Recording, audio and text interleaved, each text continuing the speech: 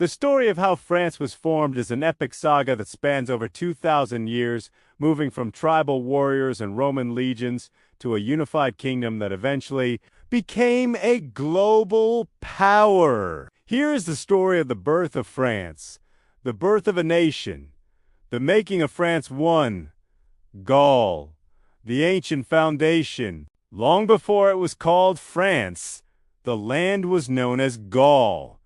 It was inhabited by Celtic tribes, the Gauls, who were fierce warriors but lacked a single leader. The Roman conquest in 52 BC. Julius Caesar defeated the Gallic leader Vercingetorix at the Battle of Alep. For the next 500 years, Gaul became a Roman province. The legacy.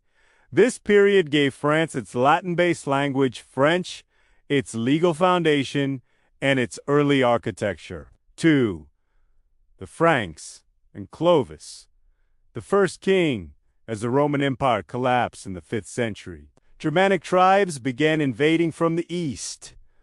One tribe, the Franks, eventually dominated the region and gave France its name. King Clovis I, 481 AD. He is considered the first king of what would become France. He did something revolutionary.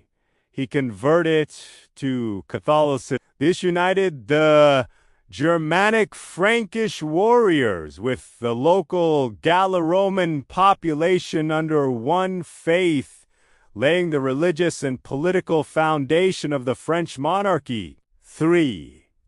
Charlemagne, the father of Europe. Fast forward to 808. A legendary leader named Charlemagne Charles the Great expanded the Frankish kingdom into a massive empire covering most of Western Europe. The division. After his death, his grandsons fought over the empire. In 843 AD, they signed the Treaty of Verdun. The empire was split into 3 parts. The western part, West Francia, roughly corresponds to the borders of modern-day France. 4. The rise of Paris and the Capitale. For a long time, the King of France was weak, ruling only a small area around Paris called the Isle de France. While powerful dukes, like those of Normandy and Aquitaine, ruled the rest. QKP 987 AD. He founded the Capetian dynasty. For 800 years, his descendants would rule France, slowly but surely stripping power away from local lords and centralizing it in Paris. 5. The 100 Years' War, forging an identity. The most critical moment for French identity came during the 100 Years' War, 1337 to 1453 against England. Joan of Arc. At a time when France was almost conquered by the English, a teenage peasant girl named Joan of Arc claimed divine inspiration and led French armies to key victories. Nationalism. This war stopped being just a fight between kings and became a fight for the French people. By the time the English were expelled, France had a standing army and a strong sense of national pride. 6. Absolute monarchy and the Revolution. By the 17th century, under Louis XIV, the Sun King, France became the most powerful nation in Europe. He famously said, "Eli daci, c'est moi, I am the state." The turning point. In 1789, the French Revolution erupted. The people overthrew the monarchy, seeking liberty, equality, and fraternity.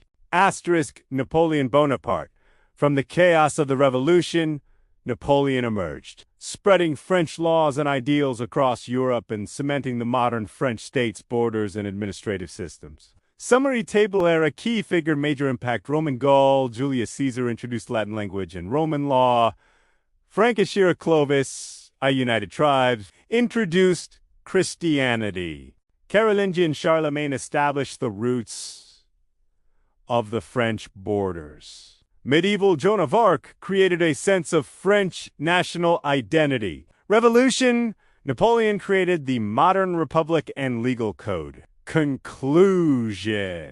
France wasn't built in a day. It was forged through Roman discipline, Frankish bravery, and a long struggle to centralize power in Paris. It transformed from a collection of tribes into a kingdom, and finally into a republic that changed the world's political landscape forever. Would you like me to explain more about the French Revolution or perhaps the era of Napoleon Bonaparte?